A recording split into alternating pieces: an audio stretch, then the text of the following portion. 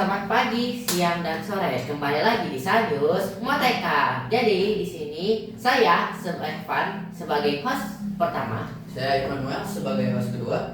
Dan di sini kami kedatangan tamu-tamu spesial nih. Tamu spesial. Boleh, halo. Halo. Boleh perkenalkan diri dulu. Perkenalkan, nama saya Cicari Temar Sadana Baban dari SMP Santo Yusuf kelas 9A. Perkenalkan, nama saya Uzin Parugisioleh dari SMP Santo Yusuf kelas 9A.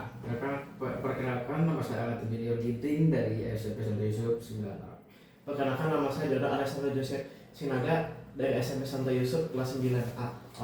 Oke, jadi di sini tamu-tamu kita ini berasal dari suku Batak. Nah, karena dari suku Batak kita akan memberikan pertanyaan-pertanyaan tentang seputar suku-suku Batak nih. Sudah siap? Oke, jadi tanpa basa-basi, mari kita mulai. Jadi di suku Batak itu ada Batak Toba sama Batak Karo kan? Iya. Dari kalian kan? Oke, jadi pertama-tama untuk yang dari Batak Toba dulu aja nih. Bentar, ini yang dari Batak Karo siapa ini? Kalau boleh tahu. Kamu. Yang lainnya Toba. Ya. Oke. Jadi kalau di suku Batak Toba sistem kegerapatannya gimana sih? Jadi di dalam Batak Toba, sistem kekerabatan kekerabatan kami itu patrilineal, yang berarti menarik keturunan dari garis ayah. Misalnya kalau ayahnya teh purba, terus nanti dia punya istri, terus punya anak. Anaknya itu bakal punya nama purba dari ayahnya tersebut. Oh iya. Jadi Semua anaknya. Ya. kalau misalnya nih ya, bapaknya purba, terus ibunya si Tanggang nih, ya. Yang tahu-tahu aja lah ya. Nah habis itu dari Batak purba sama si Tanggang. Nah kalau semisal anaknya mau nikah sama orang si Tanggang, bisa nggak? Bisa. Jadi kalau misal ibunya si Tanggang, dia masih bisa tetap bisa kalau nikah sama itunya. Oke, itu informasi yang cukup menarik ya. Iya. Ya. Nah, kalau di Batak Karo gimana tuh? Ada di Toba. Sebenarnya sama aja, sama patrilineal. Namun ada dasar-dasar yang sedikit berbeda. Contohnya? Contohnya ada 3 hubungan, 3 ikatan, atau bisa dibilang rekat citelu kalau bahasa Karawang. Itu ada kalimbobu, ada sembuyak, ada anak beruk. Terus kalau semisal kalian pernah nggak sih ngikutin acara-acara gitu di Batak Karo atau Batak Toba? Pernah. Dua-duanya. Kalian? Kau? Pernah dong. Pernah? Oke. Terus kalian pernah ikut acara dari ibu gak sih? Pernah. Contohnya gimana sih? Coba mau tahu sih. Contohnya sebenarnya acara model adat ayah, adat ibu sama aja. Selesai pesta. Oke. Nah, jadi hampir secara acara tuh semuanya beda kan? Toba sama Karo gitu. Betul. Terus Ada simbol penting nggak sih di upacara adatnya? Simbol penting di upacara adatnya. Ya. Kalau kita omongin itu berkaitan dengan ulos. Ulos itu melambangkan, Semacam kayak gitu kan, Mas? iya, biasanya ada di pesta, di pundak sampai ke pinggang. Jadi ulos itu melambangkan doa, restu, dan kehormatan. Oh, ada setiap warnanya ada maknanya tersendiri. Iya, ada filosofinya tersendiri. Kalau di pesta-pesta yang biasa itu warnanya dominan merah, kuning, dan putih. Merah itu melambangkan keberanian dan juga kehormatan. Kalau putih itu melambangkan kesucian. Kalau kuning itu melambangkan yang namanya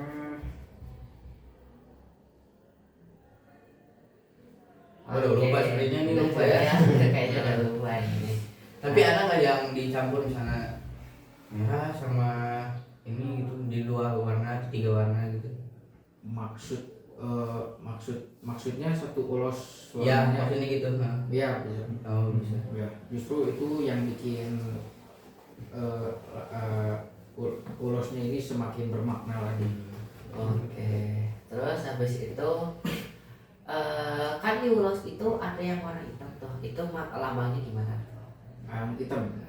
Hitam itu mirip-mirip seperti warna merah, yaitu kehormatan. Tapi hitam itu kehormatannya itu ada konteks lain. Misalnya kalau ada yang meninggal itu ada.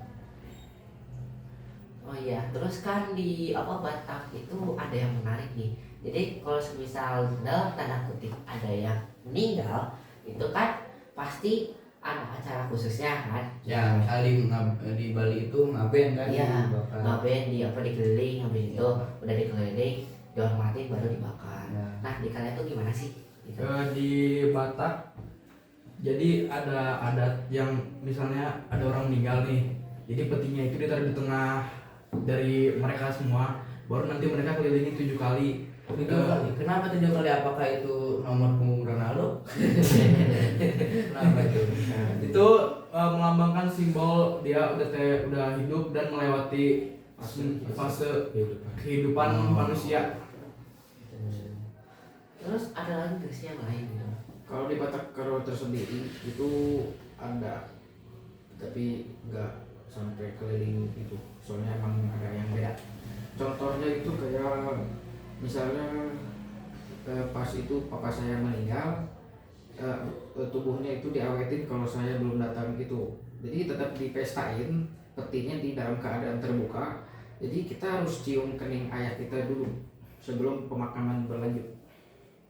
Anaknya aja atau gimana tuh? Anaknya sama ya anaknya aja biasanya aja. Iya. Oh. Kalau istri itu udah duluan lebih duluan. Iya.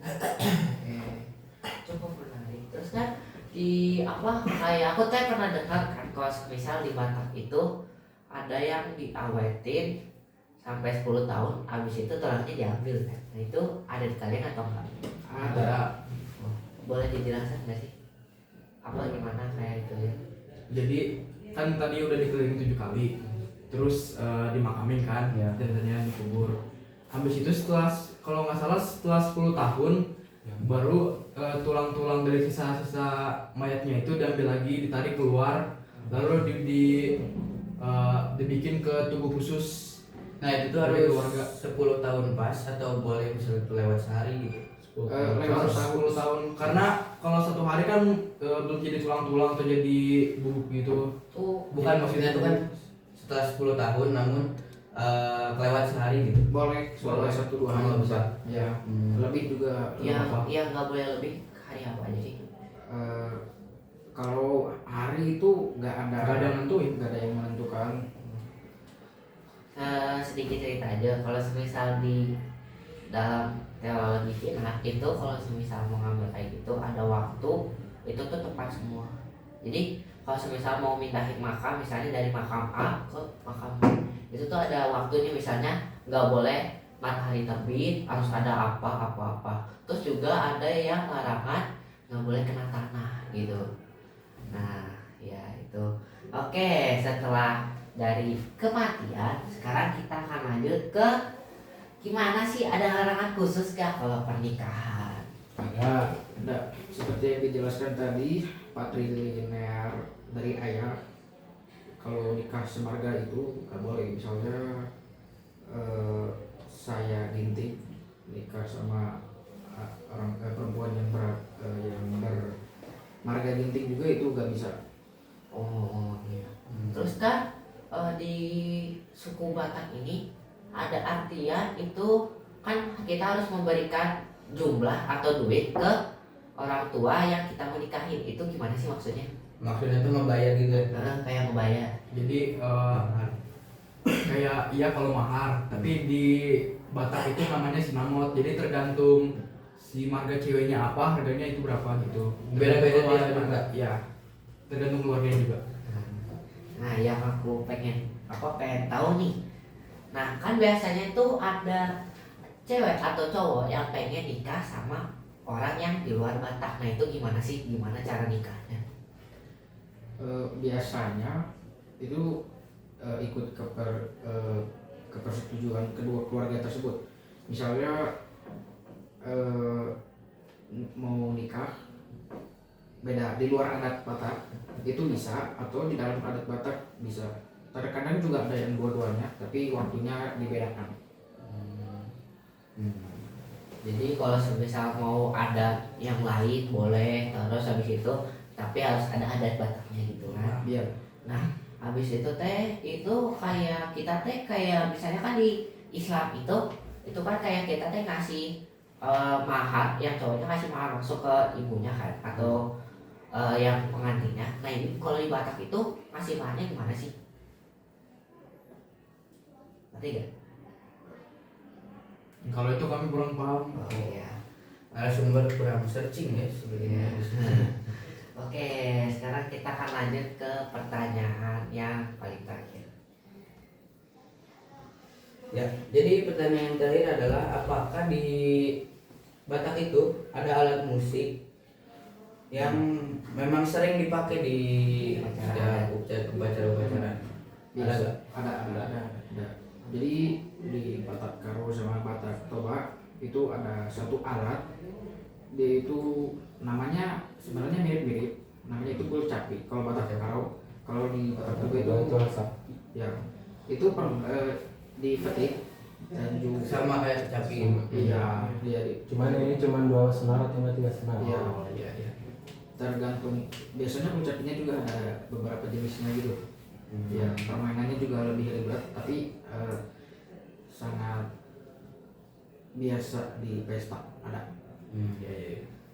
Oh iya. Terus mau nanya dikit nih, coba kalian tahu nggak bahasa Batak gitu? Ada yang sedikit bahasa Batak? Kalian ada yang tahu sedikit bahasa Batak? Boleh dijelasin gitu? Sedikit masih Batak. Kayak misalnya terima kasih gitu. Makasih ke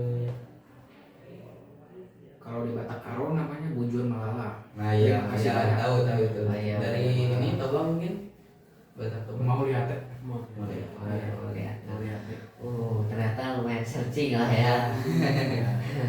Ya udah, ya ternyata narasumber kita memberikan banyak informasi yang sangat menarik nih.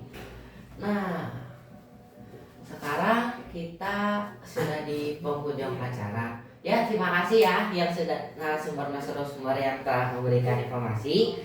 Nah, sekian podcast dari kami. Terima kasih.